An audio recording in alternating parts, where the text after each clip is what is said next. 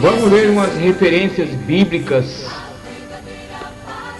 agora sobre o homem e a mulher segundo a Bíblia. Será que o homem e a mulher que acompanha a evolução da humanidade com suas religiões, tradições, costumes, culturas, televisão, modas e comportamentos estão de acordo com a vontade de Deus? Eu lhe pergunto isso, meu amigo. No princípio, Deus criou o homem, e do homem ele criou a mulher. A mulher não estava na criação original. Eles deveriam viver juntos, e não havia submissão de um para outro. Mas após a mulher ter cometido pecado, por ter criado na palavra diferente, por ter crido na palavra diferente do que Deus ordenou, e feito com que o homem também pecasse, ela perdeu o direito de igualdade com o homem. Assim Deus lhe determinou na Bíblia como eles viveriam e concederiam a Deus caso desejassem o perdão dos pecados e a salvação eterna. E disse Deus à mulher: multiplicarei grandemente a tua dor e a tua concepção, com dor terás filhos, e o teu desejo será para o teu marido, e ele te denominará. Gênesis capítulo 3, versículo 16. Semelhantemente, vós, mulheres, sede sujeitos aos vossos próprios maridos, para que também se alguns não obedecem à palavra pelo porte de suas mulheres, sejam ganhos em palavras. 1 Pedro capítulo 3, versículo 1. Da mesma sorte as mulheres sejam honestas, não maldizentes, sóbrias e fiéis em tudo. 1 Timóteo capítulo 3, versículo 11. Vós, mulheres, estáis sujeitas a vossos próprios maridos, como convém no Senhor. Quero, pois, que as que são moças se casem, gerem filhos, governem a casa e não deem ocasião ao adversário de maldizer. 1 Timóteo capítulo 5, versículo 14. As mulheres idosas, semelhantemente, que sejam sérias no seu viver, como convém a santas, não caluniadoras, não dadas a muito vinho, mestres do bem. Tito capítulo 2, versículo 3. Para que ensine as mulheres mais novas a serem prudentes e a amarem a seus maridos, e a amarem seus filhos, a serem moderadas, castas, boas donas de casa, sujeitas a seus maridos, a fim de que as palavras de Deus não sejam blasfemadas. Tito, capítulo 2, versículo 5. Vós, maridos, amai vossas mulheres, como também Cristo amou a igreja, e assim mesmo se entregou por ela. Igualmente vós, maridos, coabitai com elas com entendimento, dando honra à mulher como um vaso mais fraco, como sendo vós os seus cordeiros da graça da vida, para que não sejam impedidos as vossas orações. Como o homem e a mulher devem se vestir. Em Gênesis 2, versículo 7 diz que o homem e a mulher estavam nus e não se envergonhavam. Mas depois que pecaram, Deus fez roupas para eles e os vestiu. Gênesis capítulo 3, versículo 21. Mostrando que eles não deveriam mais andar nus, ou com pequenas roupas, ou roupas transparentes, ou roupas que mostrem o formato de seus corpos, enfeites, pinturas e joias. Não haverá traje de homem na mulher, e não vestirá o homem vestido de mulher, porque qualquer que faz isso, abominação é aos olhos de Deus. Deuteronômio capítulo 22, versículo 5. Que do mesmo modo as mulheres ataviem em traje honestos, com pudor e modéstia, não com tranças, ou com ouro, ou com pérolas, ou vestidos preciosos. O enfeite delas não seja o exterior, no frisado dos cabelos, no uso de joias, de ouro, na compostura de vestidos. 1 Pedro capítulo 3, versículo 3. Veja, a mulher que usa calça comprida se torna abominável diante de Deus, porque a calça comprida foi feita para o homem, e Deus mandou a mulher se vestir como as santas mulheres de antigamente, e não seguir a moda do mundo. Nenhuma igreja e nenhum pregador podem mudar o que a Bíblia diz. A mulher cristã não pode cortar o cabelo, porque o cabelo foi dado no lugar do véu. E o homem não pode ter o cabelo comprido. Mas toda mulher que ora ou profetiza com a cabeça descoberta desonra a sua própria cabeça, porque é como se estivesse raspada. 1 Coríntios capítulo 11, versículo 5. Julgai entre vós mesmos, é decente que a mulher ore a Deus descoberta? Ou não, ou vós ensina a mesma natureza, que é desonra para o varão ter o cabelo crescido? Mas ter a mulher o cabelo crescido lhe é honroso, porque o cabelo lhe foi dado em lugar do véu. Veja, o cabelo é crescido e não comprido. Se fosse comprido, com as pontas cortadas, Deus cometeria acepção de pessoas com as mulheres negras, africanas, pois o cabelo delas não fica comprido. A mulher que corta as pontas do cabelo se torna desonrável diante de Deus. Observe que o cabelo foi dado no lugar do véu, e não o véu no lugar do cabelo, pois o sinal de poderio, cabelo, deve estar sobre a mulher cristã, onde ela esteja, e não só na igreja. Se ela tem o Espírito Santo, Cristo está com ela todos os dias. São Mateus, capítulo 28, versículo 20. A mulher não pode ser pastora, bispa, missionária, diaconisa ou evangelista. Desde o princípio, Deus escolheu somente homens para o ministério. E as Escrituras provam que Deus não mudou sua palavra no Novo Testamento. A mulher aprende em silêncio com toda a sujeição. 1 Timóteo capítulo 2, versículo 11. Não permito, porém, que a mulher ensine, nem use de autoridade sobre o marido, mas que esteja em silêncio. 1 Timóteo capítulo 2, versículo 12. As mulheres estejam caladas nas igrejas, porque lhe não é permitido falar, mas estejam sujeitas, como também ordena a lei. 1 Coríntios capítulo 14, versículo 34. E se querem aprender alguma coisa, interroguem em casa a seus próprios maridos, porque é indecente que a mulher fale na igreja. 1 Coríntios capítulo 14, versículo 35. Além dos mandamentos dados à mulher, citados aqui, Deus disse como ela será salva, confirmando a Escritura em Gênesis capítulo 3, versículo 16. Veja em 1 Timóteo capítulo 2, versículo 15. Salvar-se-á, porém dando à luz, se permanecer com modéstia na fé, na caridade e na santificação. Deus nunca disse que a mulher não seria qualidade e virtude. Ele apenas disse que ela não deve pregar e ensinar o Evangelho. Jesus disse que os falsos profetas e os desobedientes à Bíblia também profetizariam e fariam sinais e prodígios, mas seriam conhecidos por não seguir a Bíblia do jeito que está escrito. Somente o homem pode ser pastor, bispo, presbítero, missionário, diácono e evangelista. Ele mesmo deu uns para apóstolos, e outros para profetas, e outros para evangelistas, e outros para pastores e doutores. Efésios capítulo 4, versículo 11. Querendo o aperfeiçoamento dos santos, para a obra do ministério, para a edificação do corpo de Cristo. Convém, pois, que o bispo, pelo irrepreensível marido de uma mulher, vigilante, sóbrio, honesto, hospitaleiro, apto para ensinar. 1 Timóteo capítulo 3, versículo 2. Os diáconos sejam marido de uma mulher e governem bem seus filhos e suas próprias casas. 1 Timóteo capítulo 3, versículo 12. E o que de mim entre muitas testemunhas ouviste, confia a homens fiéis, que sejam idôneos para também ensinares os outros. 2 Timóteo capítulo 2, versículo 2.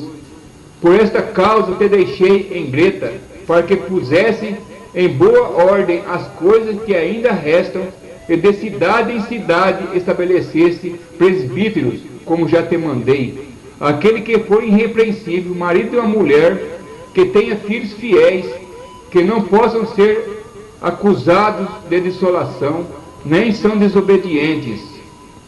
No Velho Testamento, nenhuma mulher foi contada como cabeça das tribos de Israel. Em São Lucas capítulo 3, versículo 23 a 38, nenhuma mulher foi relacionada como cabeça na genealogia de Jesus Cristo. Em São Lucas, capítulo 10, versículo 1 a 24, Jesus designou 70 discípulos missionários, nenhuma mulher. Em Atos 1, versículo 13 a 26, quando os apóstolos e os discípulos escolheram um substituto de Judas Iscariote, ali havia mulheres, como Maria e Maria Madalena e outras, mas nenhuma foi chamada. Em Atos, capítulo 6, versículo 1 ao 7, diz que o número de discípulos crescia, e por essa razão os apóstolos disseram aos irmãos que escolhessem 7 varões, homens, cheios do Espírito Santo, e o constituíram diáconos.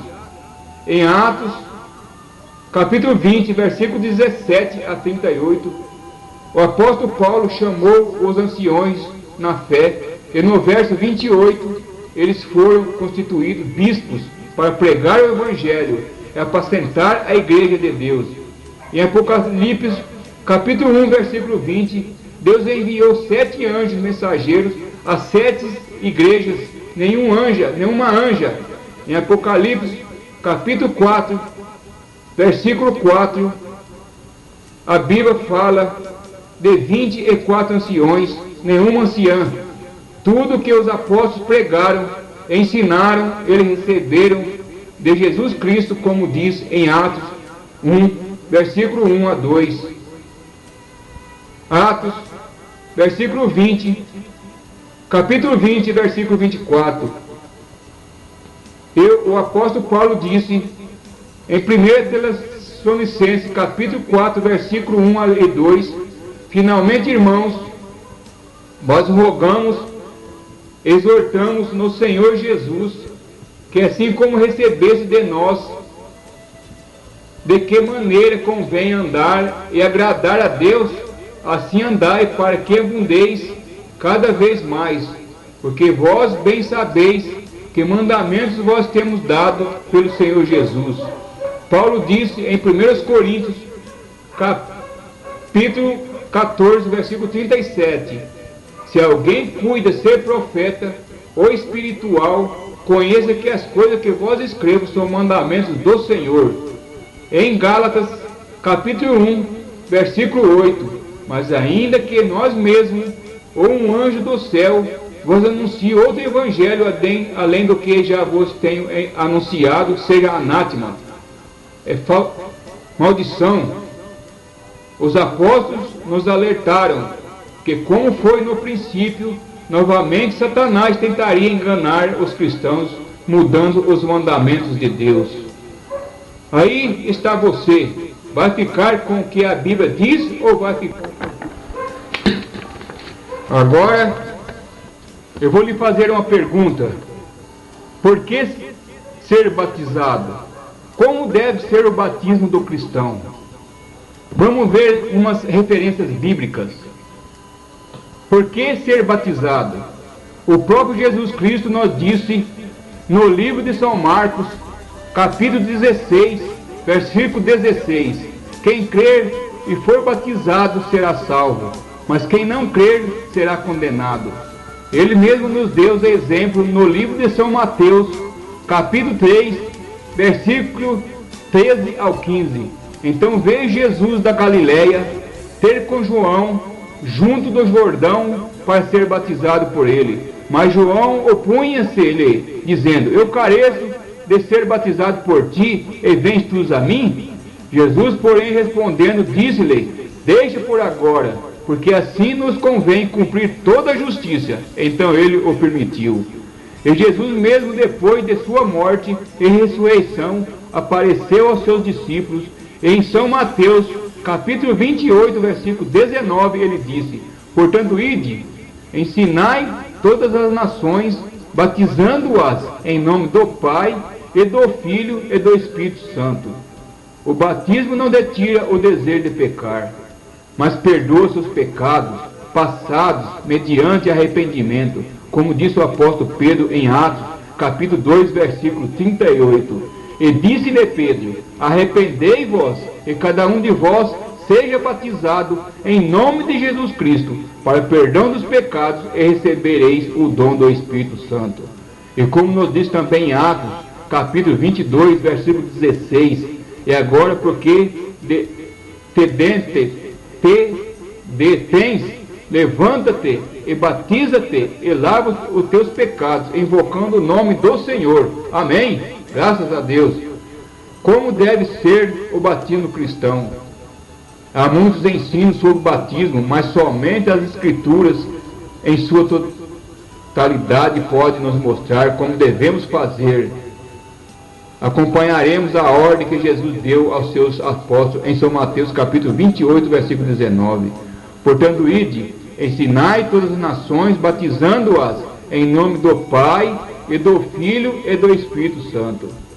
Encontramos o cumprimento dessa ordem em Atos capítulo 2, onde surgiram os primeiros convertidos, depois de Pedro lhe ensinar a palavra, e depois de Pedro lhe provar que Jesus era o Cristo, eles perguntaram a Pedro e aos demais apóstolos: que faremos, varões e irmãos?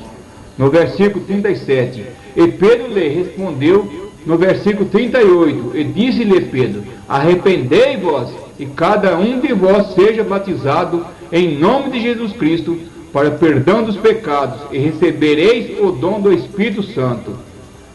Lembre-se que Jesus ordenou a eles irem ensinar a batizar. Vemos que eles foram e ensinaram, e vimos como eles batizaram, porque Pedro não repetiu as mesmas palavras de Jesus, que Jesus ordenou. Estaria Pedro desobedecendo a ordem do Mestre?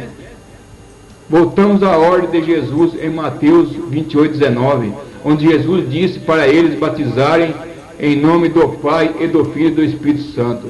E Pedro ordenou ao povo em Atos 2,38 a serem batizados em nome de Jesus Cristo. Veja a ordem que Jesus não pediu para eles repetirem, a ordem e sim cumpri-la. E foi justamente o que eles fizeram, porque Jesus lhe pediu para usar o nome do Pai, do Filho e do Espírito Santo. Agora descobriremos pela Escritura qual é o nome do Pai e do Filho e do Espírito Santo.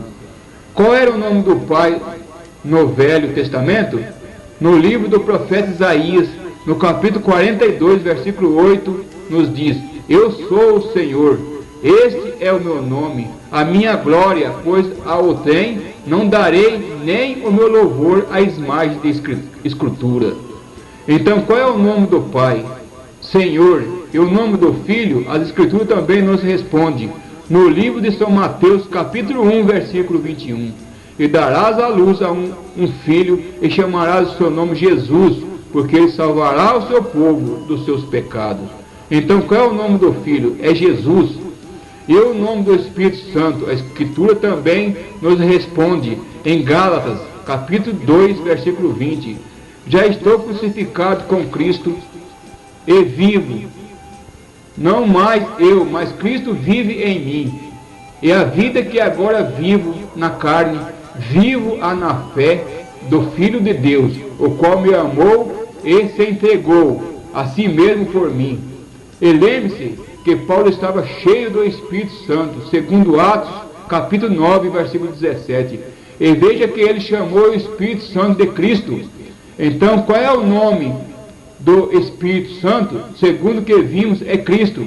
Aí está, Pai, Filho e Espírito Santo, Senhor Jesus Cristo. Por isso é que Pedro mandou que eles fossem batizados em nome de Jesus Cristo. Em Atos capítulo 2, versículo 38, e todos os demais apóstolos seguiram essas mesmas regras.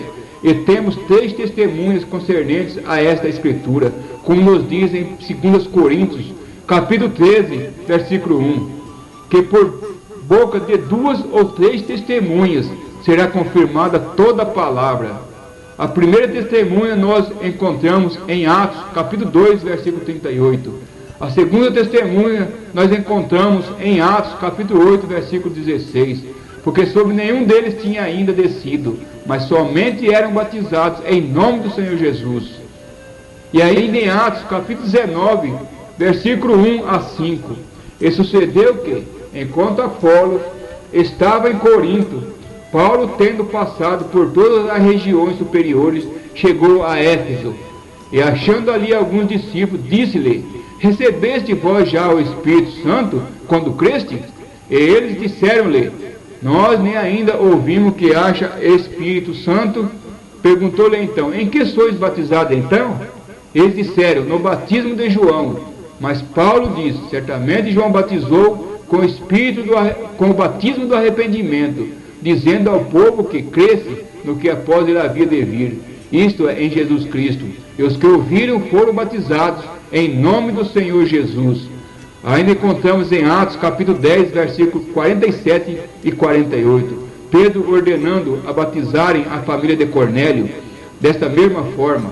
Então vejam as três testemunhas. Primeiro Pedro em Atos 2,38, segundo Filipe em Atos 8, versículo 16, e terceiro Paulo em Atos capítulo 19, versículo 1 ao 5. E lembre-se que Paulo disse em Gálatas capítulo 1, versículo 8, que se mesmo um anjo do céu anunciasse outro evangelho, além do que ele já anunciou, seja anátema. Então veja quão séria são estas coisas. A importância de sermos batizados em nome do Senhor Jesus Cristo. E se examinares a Escritura, verás em Atos capítulo 22, versículo 16, Paulo confessando que foi batizado, invocando o nome do Senhor. E o apóstolo São Tiago nos disse em sua Epístola Universal, no capítulo 2, versículo 7, sobre os ricos blasfemarem o bom nome que estava invocando sobre os irmãos. Agora lhe aconselho que, se você ainda não foi batizado, invocando esse nome, que é sobre todos os nomes, como diz em Atos, capítulo 4, versículo 12, você deveria fazê-lo. E se você foi batizado errado, você deve corrigir o seu batismo, não para arrependimento, mas para cumprir com toda a justiça, como Jesus, que não tinha pecado e foi batizado. Em São Mateus, capítulo 3, versículo 15, não importa que você seja dos judeus, gentil ou samaritano, você precisa receber esse nome no seu batismo, porque Paulo era judeu e foi batizado desta mesma forma. Os samaritanos, em Atos 8:16, também foram batizados dessa mesma forma. E Cornélio e sua família, sendo gentios, também foram batizados dessa mesma forma.